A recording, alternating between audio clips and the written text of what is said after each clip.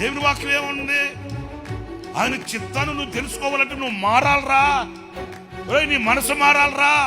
లోకం మీద ఉన్న నీ మనసు, పాపం మీద ఉన్న నీ మనసు, మనుషుల మీద ఉన్న నీ మనసు, లోకపు ఆశల మీద ఉన్న నీ మనసు మారి నువ్వు రూపాంతరం చెందాలి, నూతనం కావాలి.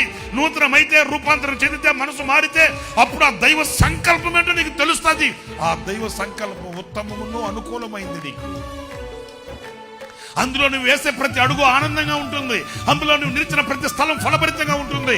అక్కడ నువ్వు వేసే ప్రతి అడుగు నేతిలో పడుతుంది కానీ గోతులో పడదు.